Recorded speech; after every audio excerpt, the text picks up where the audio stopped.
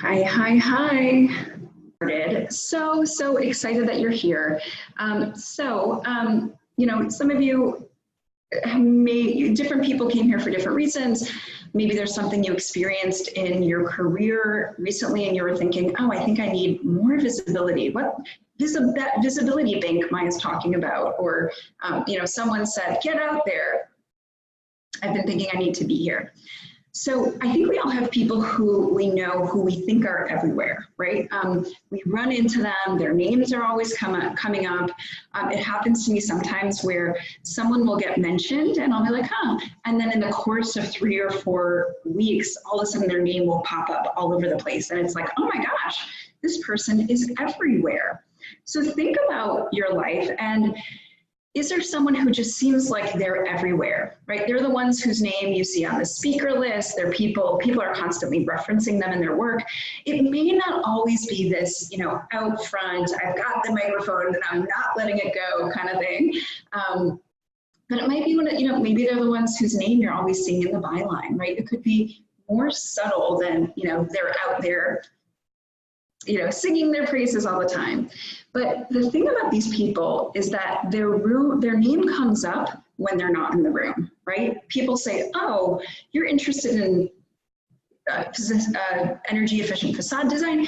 Have you heard of XYZ? Oh, you should talk to her. She's the person who you should meet.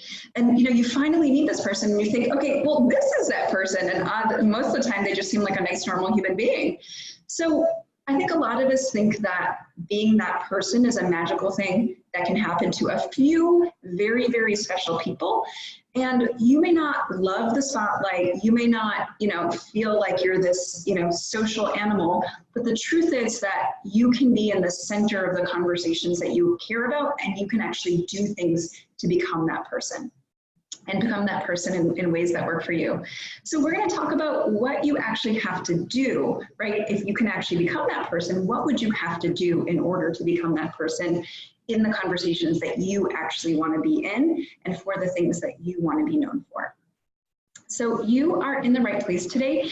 If you are working heads down in your career, maybe you've been in the trenches for a while, and you're putting in the hours and the work and the focus, but you're starting to sense that there's this missing piece of the puzzle to your career growth, and you're wondering, well, how does this hard work line up to having the opportunities that I want actually come to me?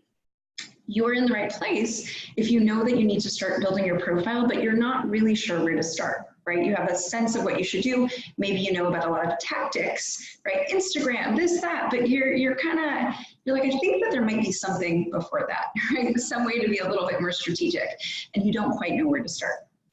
You're in the right place if you are doing things to network and to raise your profile, but maybe you don't feel like you're being that strategic about it. And maybe you're even thinking, okay, do I have a guiding objective? If so, what is it? I feel like I'm, spending a lot of nights out of the house and networking, but I'm not sure it's really adding up into what it should be. And you are in the right place if you kind of feel like self-promotion is a little bit icky and makes you think of, politicians or car salesmen or, people who, telemarketers, and you're thinking, well, that's kind of inauthentic. That's not actually who I want to be. But that for you, the right answer isn't going out and swapping business cards and shaking a bunch of hands and, wearing like a checkered coat or something like that. So what we're going to talk about today is why raising your profile is such an important investment of your time and why you actually need to start today.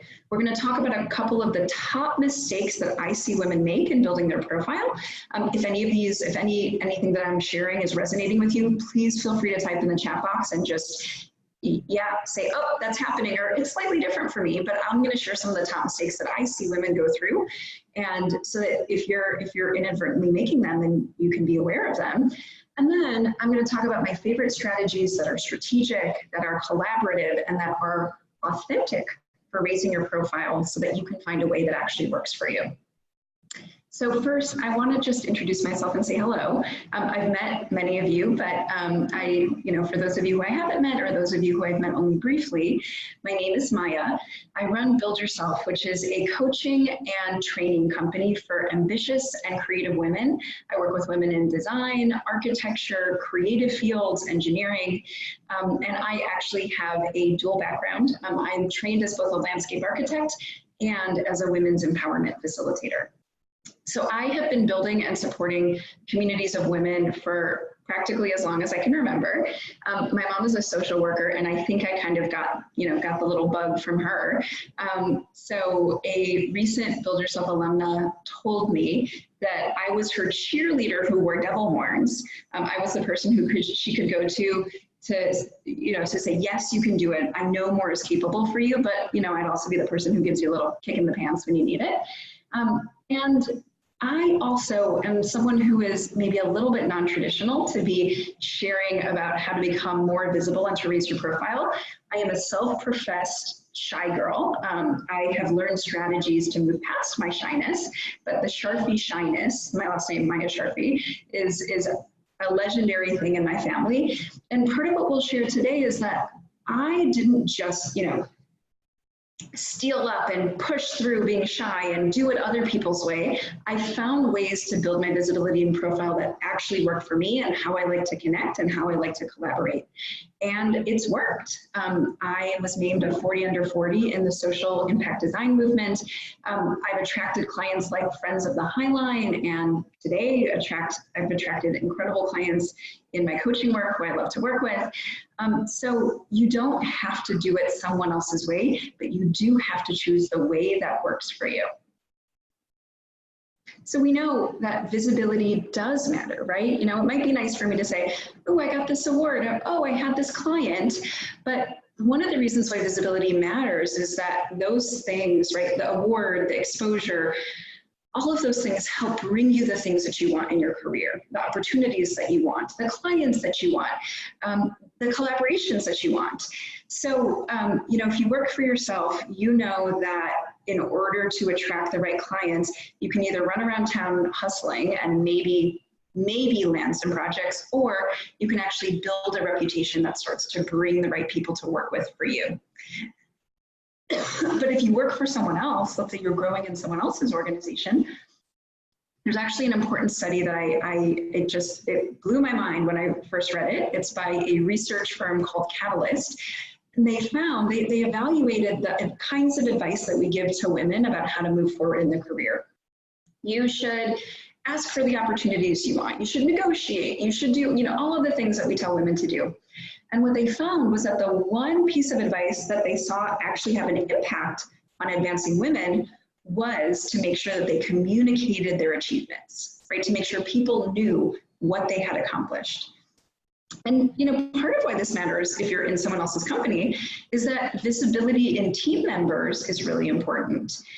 When you've got accomplishments or profile building elements on your CV, that's when you get put into proposals. That's when you get to lead projects, right? Your reputation is actually an asset for the firm. But one of the things we don't talk about is that in organizations, there's all kinds of politics, all kinds of priorities, everybody's working on their own issues, their own thing.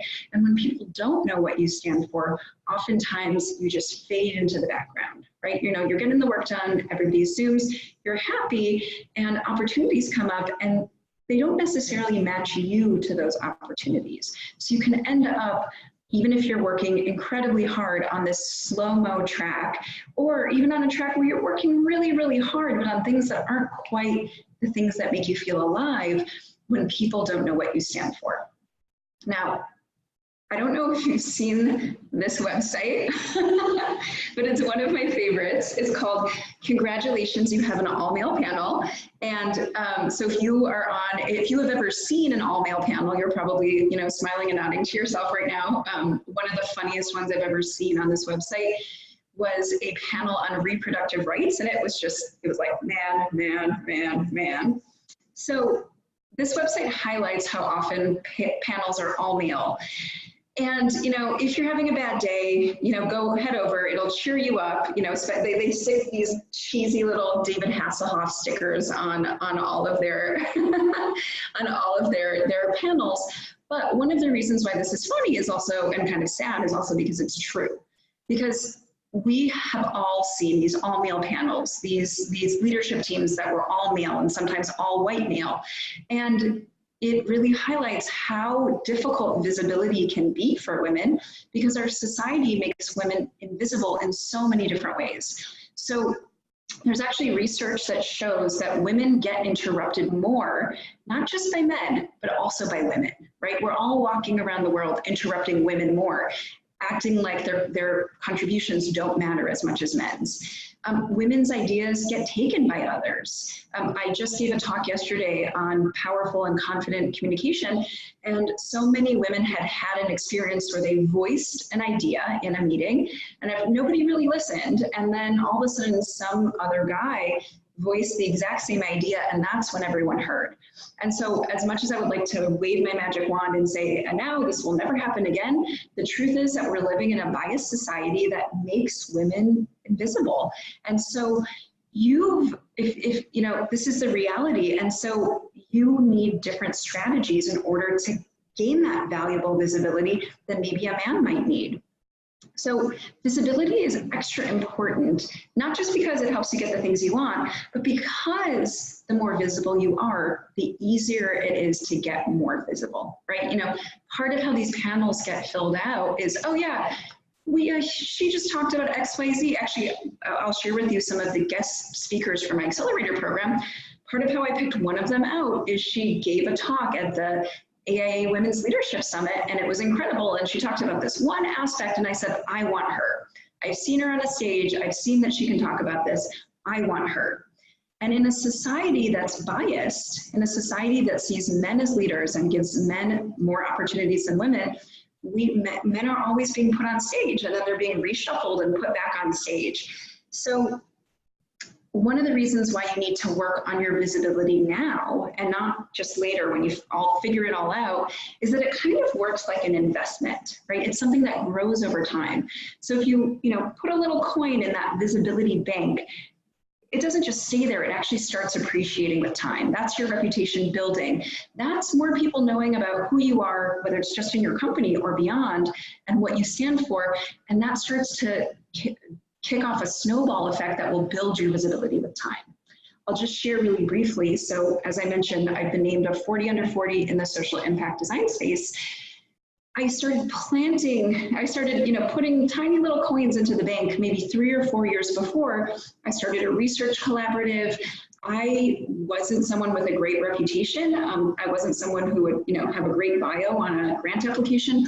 But what we started to do is we started to reach out to people interpersonally, get advice for them, and ask if they would be willing to sit on our advisory group.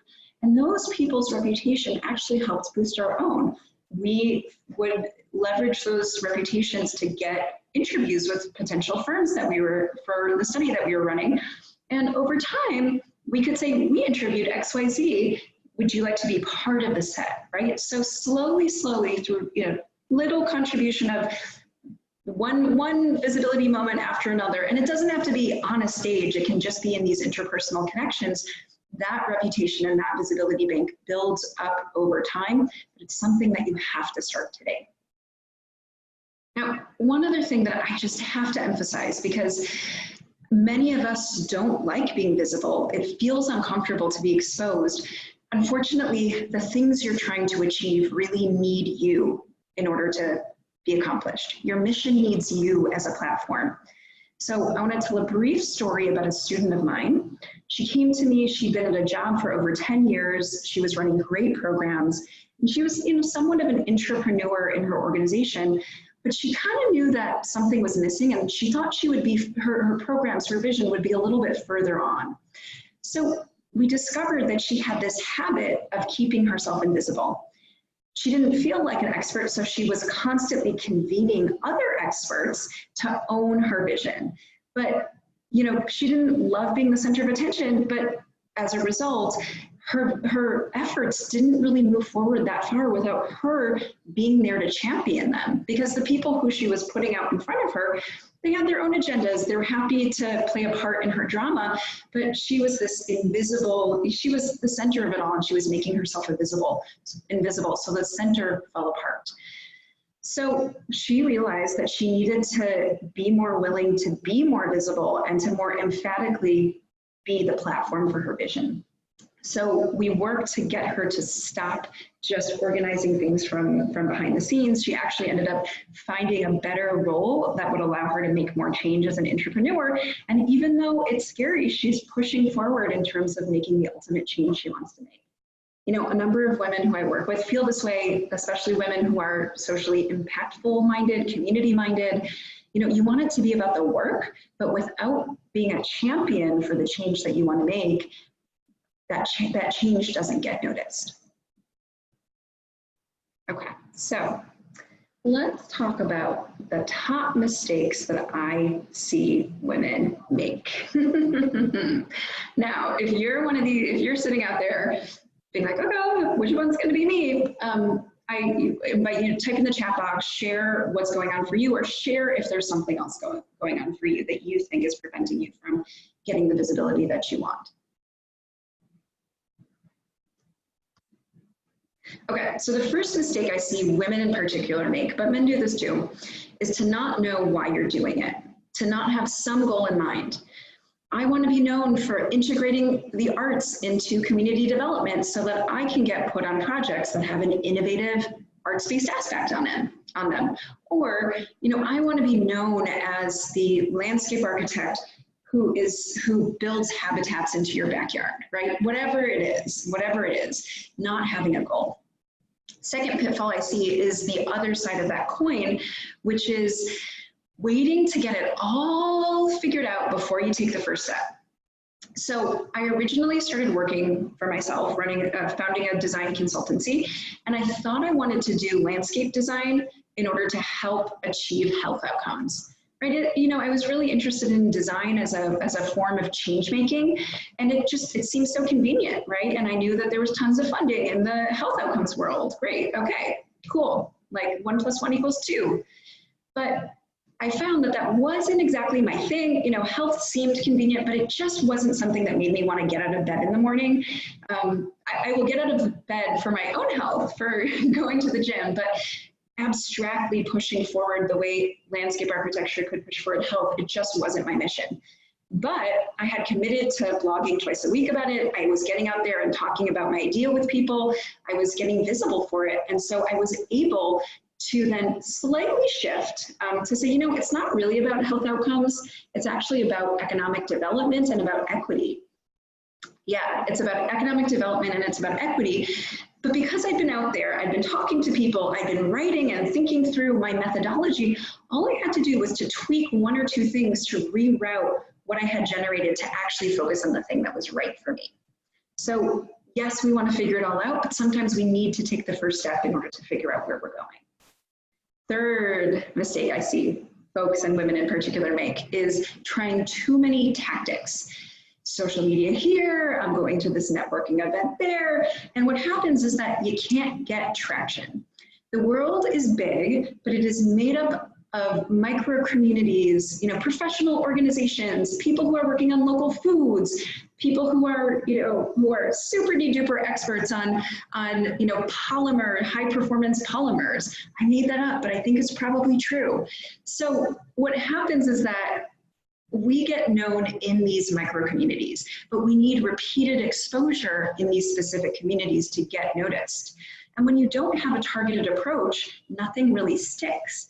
So I have a coaching student. She was building her profile in a specific subset of design, a specific way design could solve a certain problem.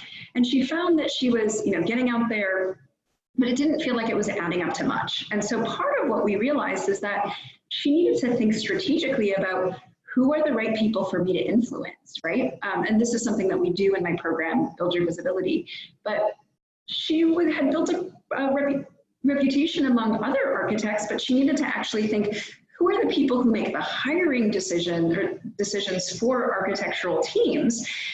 who value the kind of vision that that I'm standing for. And she had to say, oh, okay, those are owners reps, and those are actually HR, because of the thing that I'm trying to do. HR has a lot to say about this. And so she realized she needed to find where those micro communities gathered and to start to build relationships with them, start to go to their events, start to volunteer, start to be willing to be an expert and to teach in those communities. So if any of these mistakes are things that you feel like you've experienced, type them in the chat box. I'm going to share one more, and this is the one that might just hurt a little bit. So the final mistake that I see women in particular make is they give away their own power. So women are often great organizers. They're really great at working behind the scenes. You know, we don't have time to go into that today, but we actually train women to be, I call it office housework, to be the householders of our workplaces and our industries, to take on all the little behind the scenes work, to make sure that no detail gets dropped. And that's another topic. But what can happen sometimes is that we feel really comfortable being behind the scenes, being the organizers of things, and kind of sticking to the shadows.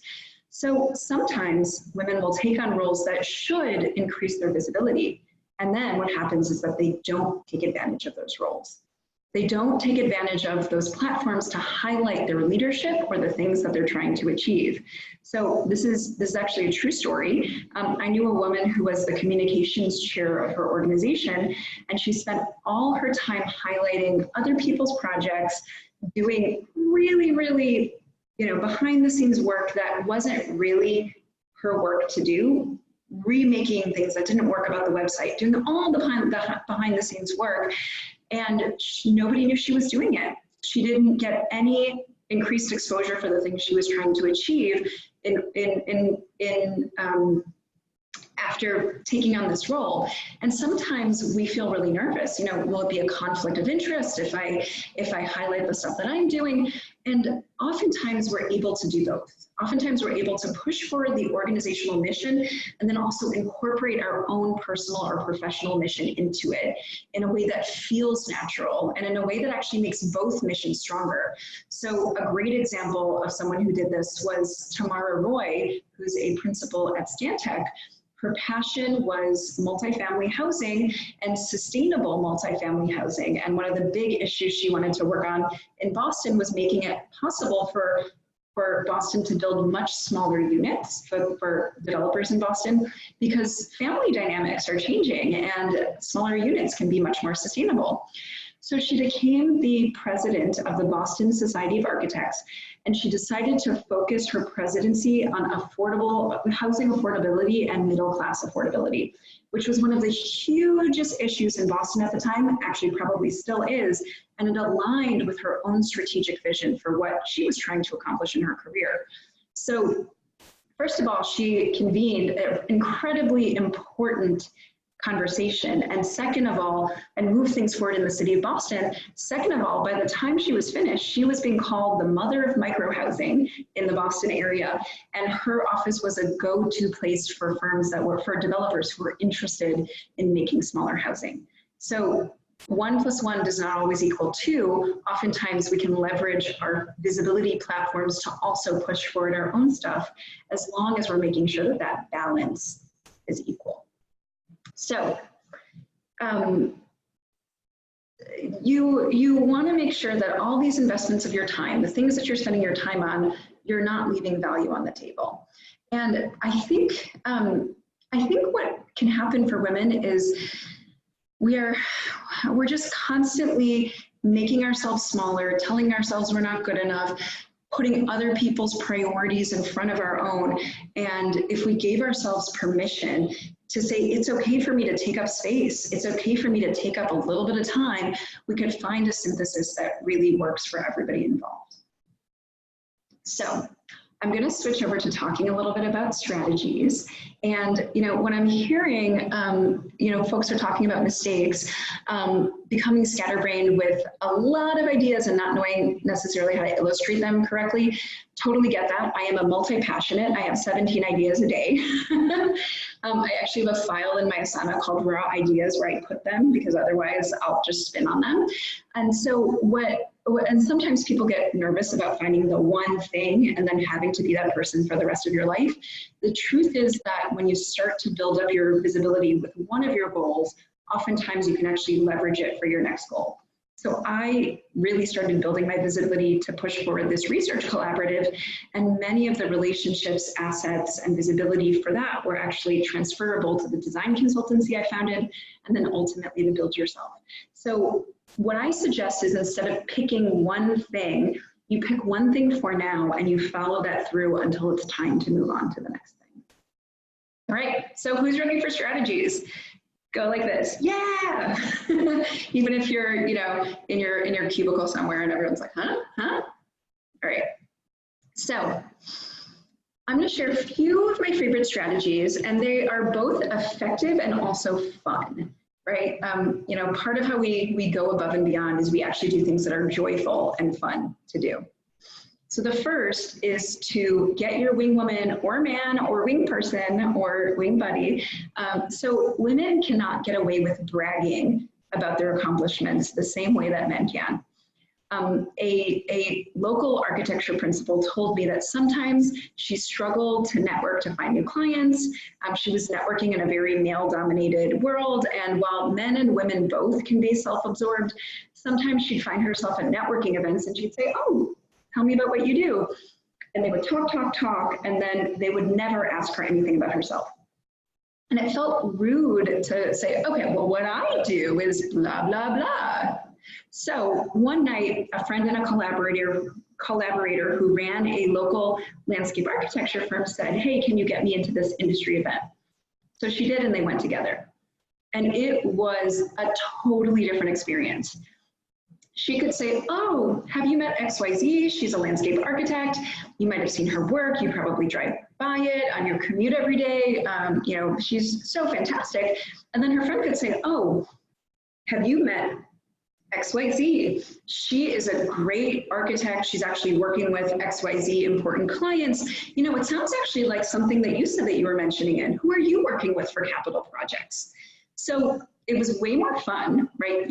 It opened up the conversation, and it was so much more joyful. And it was also more effective because it was social proof, right? It was more convincing for someone else to talk up her work than for her to say, and I am a fabulous architect. Nice to meet you. So this is a strategy. Getting your wing woman or wing person is a strategy that can work even without having to be at a networking event. So one of the things you might do, and actually one of my coaching students is doing this, is getting a few colleagues together who are interested in similar issues and having everybody share what it is that they're looking for, and then having people offer, oh, I can connect you with that person. Have you ever considered this? And having people be focused on their own growth, but doing that in collaboration with each other. This is actually a strategy that Sheryl Sandberg talks about in her book, LinkedIn. She talked about a group of women at Merrill Lynch who were in mid-career, who felt like they couldn't get away with bragging about their work the same way that the men in Merrill Lynch could. And so they started meeting, they would tell each other about their accomplishments, and then they would go out back into the office and share each other's stories. And within a number of years, the majority of those women had moved into senior leadership roles. Okay. Next strategy is to be the inviter. I don't think that's correct grammar, but I'm going to stick with it because I think it works. So I hear all the time from women that they see these guys having these informal networks. They're going out to lunch together, they're playing sports on the weekend, and it's like, well, how do I get invited? So I have a friend who keeps kosher. In grad school, she was in clubs and groups, and they would oftentimes meet over meals, and she would volunteer to be the one to organize the meal. So everyone was really, really thankful that she was taking charge. It was like, oh, that's so nice. Thank you so much. But for her, it also meant that the meal happened on her own terms. So if you're not just sitting there waiting to be asked, waiting for that phone to ring, like, oh, please choose me. You know, my foot's ready. Put on that glass slipper. I'm sure it's small enough. Then you can actually be the person who is picking up the phone and who is making the invitations. You can be the one to start doing the asking. So maybe invite a few office folks to lunch, or do a one-on-one to get to know someone in their career path better. One of the strategies that I teach both in build your visibility, but also in my coaching program, is setting up one-on-ones with people who are in leadership and getting to know them on a personal level, right? You know, starting to open those lines of communication so that you know about them and what they're trying to accomplish, and they know about you and where you ultimately want to go. And I want to say, just make sure that it feels casual and isn't like an interview, because that's how people make real connections, right? That's how trust is built. And all things being equal, people hire people, but also I think promote people and choose to work with people that they know, like, and trust, right? That know, like, and trust factor really, really matters. And side note, just in terms of this casual thing, I think sometimes women can struggle to make things casual. We slip into formality as a self-protection mechanism because we think, who am I to take up your space? Who am I to take up your time? I'm sure you've got client meetings. I'm sure there's so much going on for you. And so we'll bring a detailed agenda, and then we'll say, oh, I just want to talk about my career development, and I'm trying to talk really quickly so that you don't, I know you have a lot to do, and that you don't feel resentful of me that I'm taking up your time. No. I once actually worked with a coaching student and helped her practice over and over how to be casual. We did a mock lunch date. Jared, how was your summer? Oh, that's great. Practicing how to be a gracious inviter is also about not solidifying power dynamics between you and someone else, because one day you may be on the leadership team, right? You're a woman with a growth path. One day you and them may be sitting at the same table with the same heft and the same votes, influencing policy together, influencing decisions together. So it's time to start stepping into those shoes. Now, you can do this one-on-one, or you can scale it up. You know, let's say that you are a parent, you can organize a Sunday afternoon day out for parents at the office to do something for fun with their kids and to also get to know each other, right? You know, how awesome is that as an alternative to just playing golf? And I use the strategy on that research that I mentioned that I did a few years ago on social impact design firms. It was just a self-initiated project, but like I said, you know, we asked people, could we interview them? Not everybody said yes, but many did, and over time, those people became my contacts and my collaborators.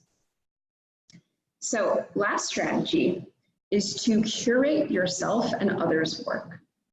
So I just got an email from a local web design company that I really love, and it was great because it had a what we're working on section and a what we're writing section, but it also had this section, what we admire and what we're reading.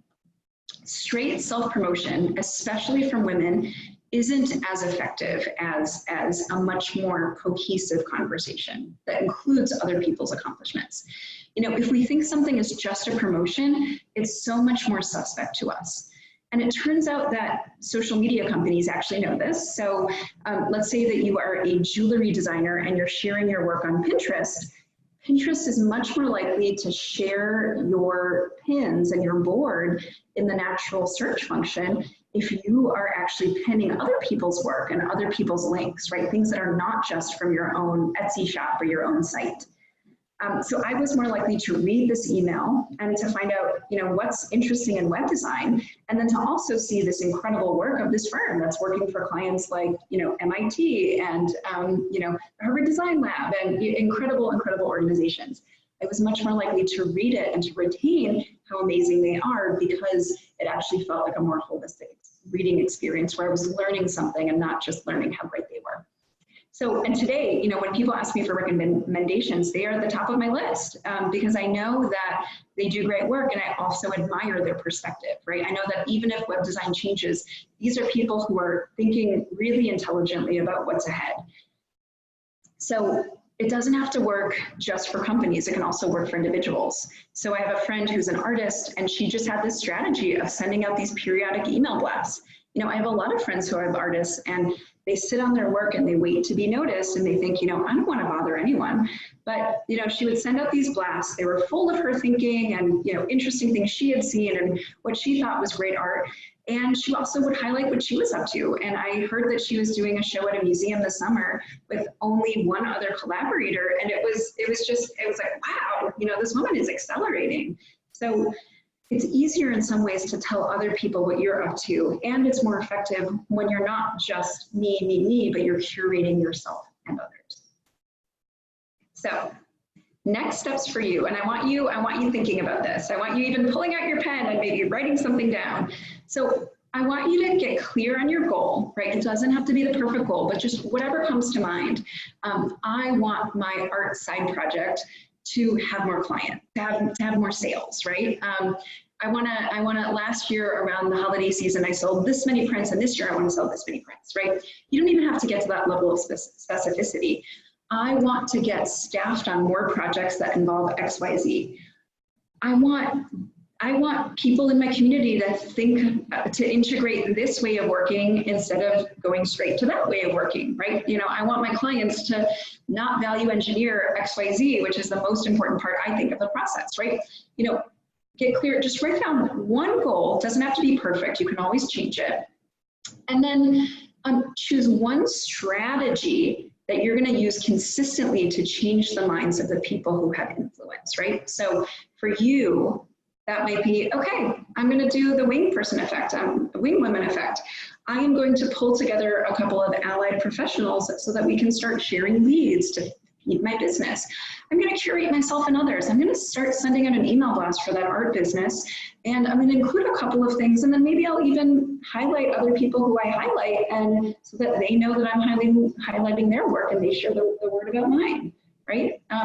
Whatever it is, choose something and just say, okay, and I'm going to do this once a month. I'm going to do this once a quarter. I'm going to go to one networking event per month with a wing person. Making a commitment to what you're going to do differently means that you honor the time that you're spending here in this training in order to actually transform insight into action. So I don't know what brought you here. I don't know what it was that was on your mind that said, I need to be here. But I do know that sometimes we get lost in all the choices, all the opportunities, all the strategies that could be transformed into tactics, all of the things that are going on in our lives. And I also know that one of the ways that we actually move forward is by having a process where we get to figure out how are we going to do this, right? Where we make a choice about, this is exactly what I'm going to do. I leave all my other stuff on the back burner, and this is specifically what I commit to doing right now.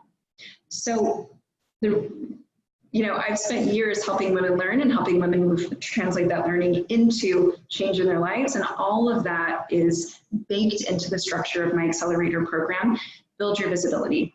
So Build Your Visibility is a 10-week journey, and it will help you achieve a higher profile so that you can actually accelerate your career or your business, right? You know, we're really, really goal focused.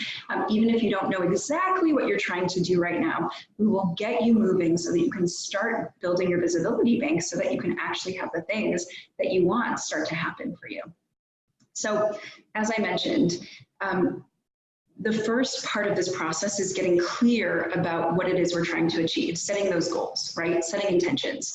And Build Your Visibility is built on these three ingredients that all of my programs are built on: intention, action, right? We've got to translate that into a commitment to action and actually taking action, and then community. Because, facing down your desire to hide, or the fact that you feel like you have too many ideas, or, the fact that it does feel a little uncomfortable to ask someone to be your wing person, part of how we're able to do that is that we get the support of a community. So what this means practically is that Build Your Visibility, in those 10 weeks, we actually have 5 bi-weekly trainings that you'll go to, and I'll tell you in a minute why they're bi-weekly. And they're everything's done on web, everything's done through video call. So 5 modules that will train you, and a couple of talks, which I'll share about in a minute. Each one will move you forward through making key decisions to actually taking key actions that will translate these insights on how women can actually raise their profiles to insights in what you actually want to do, and actually have you start taking action on them. In terms of actions, we have bi-weekly assignments. I call them micro actions. I try to make them really, really lean, because I know that you probably have a deadline due, a week from now, and there maybe, your kid gets sick and has to be picked up at lunch, or, whatever is going on for you. I am not a fan of piles of homework that just holds you back. I want you to be able to take the actions that actually move you forward. So we've got weekly micro action, bi-weekly micro actions. And part of the reason that they're bi-weekly is that I give you a week to learn insights, to actually choose which one is right for you, and I'll guide you in doing that. And then I actually give you some time to make the key decisions and to put it into action. And in these micro actions, we've got all kinds of things that will help you make it easier, right? If your job is to pitch something that week, we'll give you a pitch template so you don't have to spend, 39 minutes crafting and rewriting the same email over and over, right? These are really micro actions, but oftentimes the smallest thing can actually move us forward, but we put it off because we're scared or we don't know exactly how to do it. And then finally, we've got a community forum so that we can support each other in doing this. And for anyone who wants to be matched up, I will match you up with an accountability partner. We'll try to match you up with someone who's going through something similar or something complementary, because if you're like me, you may need to talk through what you learned in order to figure out how it actually applies to your life and to actually make decisions. And so for those of you who are external, or for those of you who just like the support of one other person cheering you on, what I want to share is that this is not a typical passive course. My goal is to get you taking action so that you ultimately get what you want.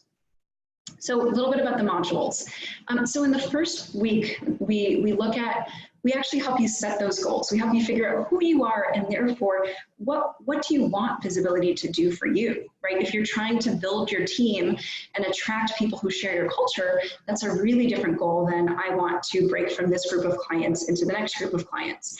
And you can have more than one goal, but we'll help you be specific so that you can actually choose a strategy and tactic that works and works smarter, not harder.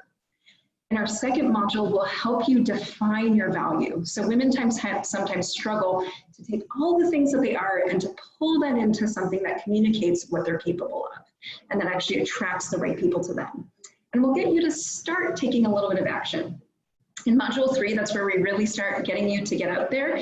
And so we will share with you tactics, right? Specific tactics. So, whether it's social media, I'll share a couple of what these look like. Social media, I teach one on the dinner party strategies, which is very, very tied to the wing woman, the strategy, getting a wing woman, and kind of using a very, very collaborative approach to bring together the groups that help you get seen. We do thought leadership. We both do speaking. So if you love speaking and you want to do more of it, one of the strategies is on speaking.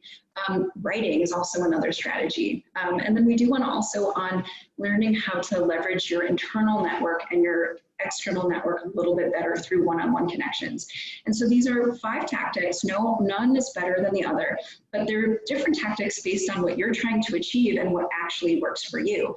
And so this is where we actually get into the nitty-gritty brass tacks, everything from if you're going to tweet 5 times a week, 3 tweets should be about this, and 1 tweet should be about this, and 1 tweet should be about that. Right? I'm a really big fan of giving you the structure so you can start doing instead of rethinking every little possibility or question. Side note, that's because that's the way that I work best. But I really want to help you get past all of those things that prevent you from taking the action that actually moves you forward, especially if that action can take 20 minutes a week. So then we go into a module that's super, super exciting because we're looking at how do we integrate who we are creatively into a profile building strategy. So we'll look at how do you take a creative project or effort and a visibility tactic or strategy and mush them together so that it helps you feel creative as you're doing it. Helps keep you growing, may help you use aesthetic skills that you have. This is one of the ways that creatives can actually stand out from the crowd is by using our creative skills. And if you are on a project that is going to last for the next, 12 years, and you're like, oh, how do I keep my motivation up? Oftentimes a visibility strategy is a way to stay creative as long as you know how to organize it. And then we go into a module where you learn how to demonstrate your impact. So in that module, what we'll do is we'll help you unlearn habits of talking all about the process or doing things that keep you invisible and learn habits that will make you better at staying to the high level elevator pitch of what you've actually accomplished and help you also defend your value in terms of the financial value that it creates. And so this is great if you're ever trying to negotiate a higher price with a client, or this will actually teach you how to be way more prepared for your next performance review. And then finally, this is a bonus module, but it will, you will be able to then say, okay, as I leave this program, how do I make sure that this is really a habit, right? The visibility habit that I have moving forward, right? How is this part of a new way of doing things? So the biweekly micro actions are all worksheets that will make you make choices and help you take action. And they're things that you can oftentimes do with your accountability partner. And just to share a little bit of what those actions might look like, in the first module, you're making decisions. In the second module, you'll actually walk out of it with a bio written, but you will use a MATLib script so that you don't have to sit there, you answer questions, you pop in the answer to those questions, and what pops out is your bio. And what we'll actually do for those of you who are partnered with an accountability partner is we'll have you interview each other. So many of my past students have raved over how great it was to have someone else write their bio, because the pressure was off and it felt like, so, they had this incredible bio that they never would have written for themselves, but it was so true. In module 3, that's when we start to move into action. So you will choose a visibility strategy, and using my template, you'll make a plan for how to start using it week after week consistently. And you'll actually put it into practice for 4 weeks, right? If you decide I'm going to pitch, one conference proposal a month, then maybe you'll just pitch one conference proposal, but you'll get a chance to start taking consistent action so that when we get to the visibility habit, it's like, you're on your bike, you're already riding, and you can just ride off. We will give you the opportunity and a structure for adding creativity to your approach. And then in Demonstrate Your Impact, we'll give you some specific assignments to translate what you say about yourself into something that's higher level. And just to give an example, one of my coaching students ran this incredible website project, and on her CV, she described all of the things that she did on the project, convened stakeholders, did this, did that. But what was missing was the ultimate impact it achieved. She increased visitorship by a huge percentage after this project. The project was like a massive, I think it was a multi-million-dollar project. And so those high-level things that communicate, I'm incredibly valuable, sometimes we get lost in the forest for the trees, especially when we're talking about our craft and we get really excited about our craft. So finally, community forum, accountability partners, and just to share the kinds of things that Wing Women in Build Yourself Workshop do for each other.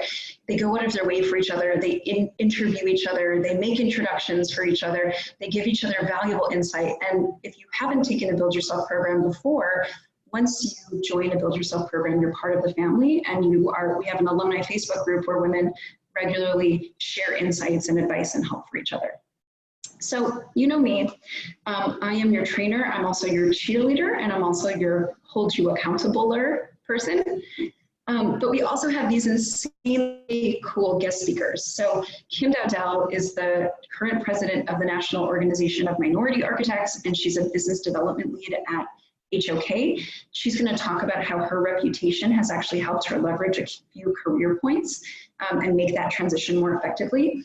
Elizabeth Marshall is an expert on thought leadership, idea-driven thought leadership, and she's worked with clients like Seth Godin. She's had books on the bestseller, helped get books on the bestseller list of the New York Times, so she's going to share about how we can insert our ideas into the way we raise our profiles. And then Jason Schupbach is my first male guest, but he's the former design director of the National Endowment of the Arts, and he's currently running the design school at ASU. And he's going to talk about how do you make change, what are influence strategies for working in much larger organizations and industries. Elise Blaha-Kripe I've had before. She is a maker and a creative. She founded Get to Workbook, and she has a practice of sharing her creative work as she makes it.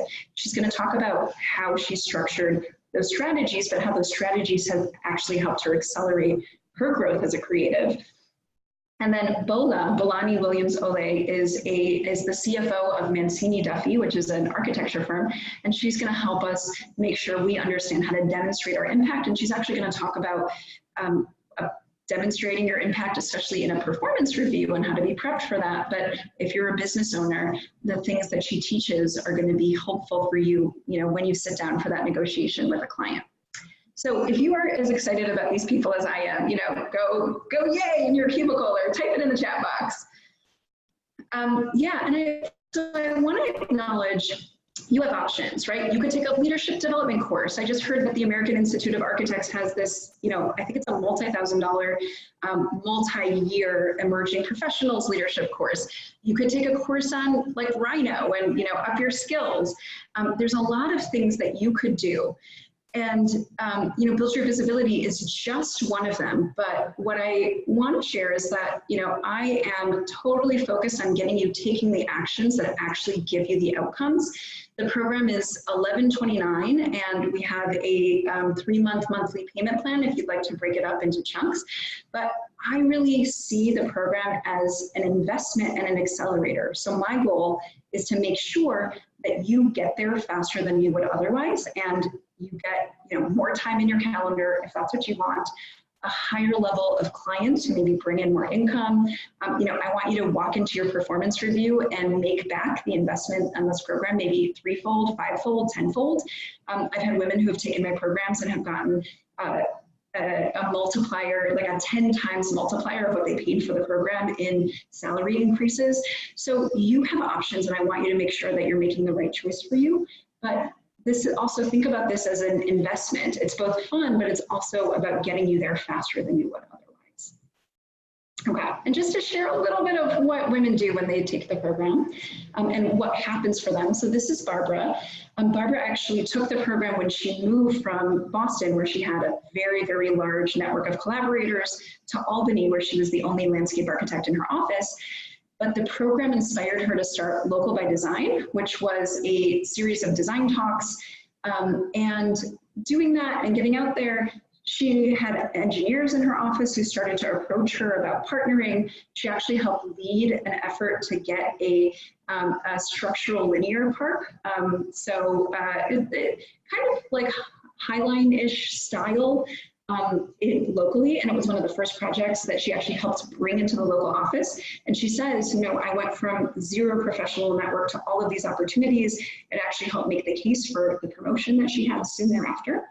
And then this is Anna. Anna was a photographer, and she was being hired by her former clients, but she was hesitating to get out there and to actually get in front of a new set of clients. And working with me helped her kind of get past that mindset. And she actually met a couple people through the program who were like, oh, we work with photographers all the time. Let's put you on the list.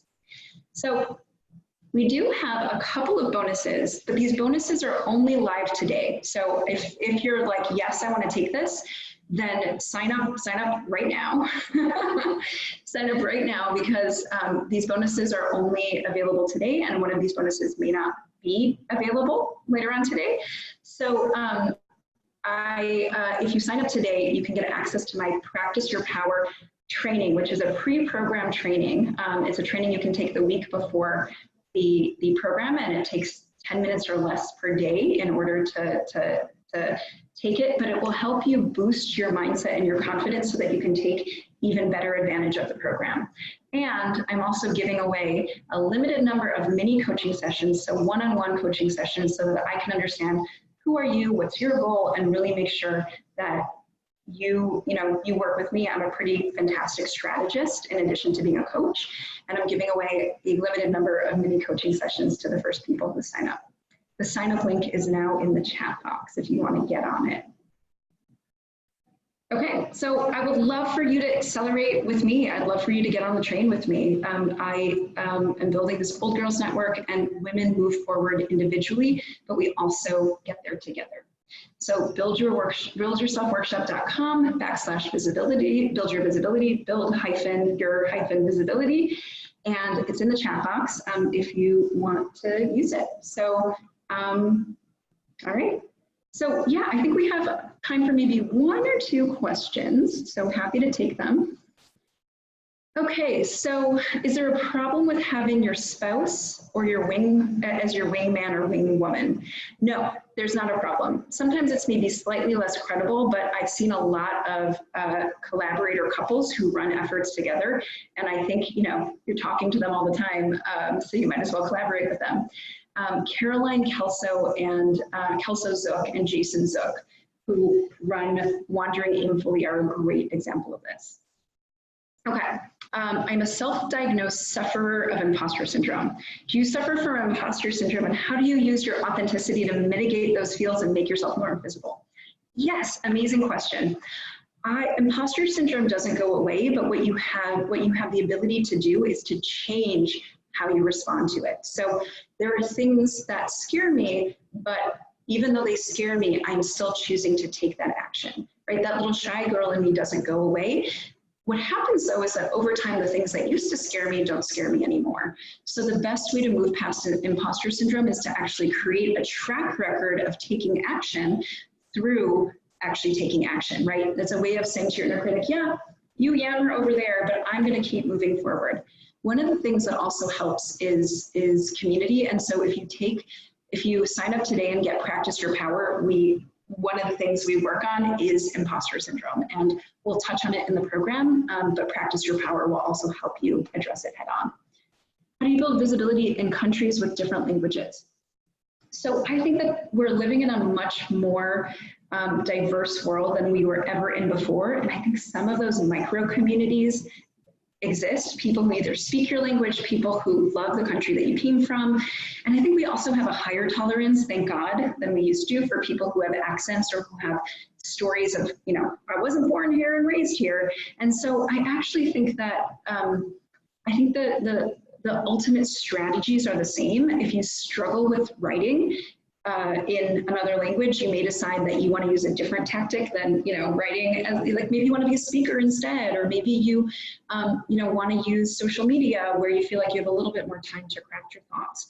But you can absolutely build visibility in a country with a different language.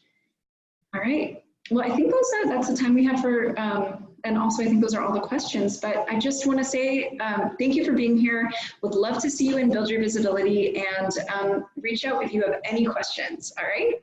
Bye.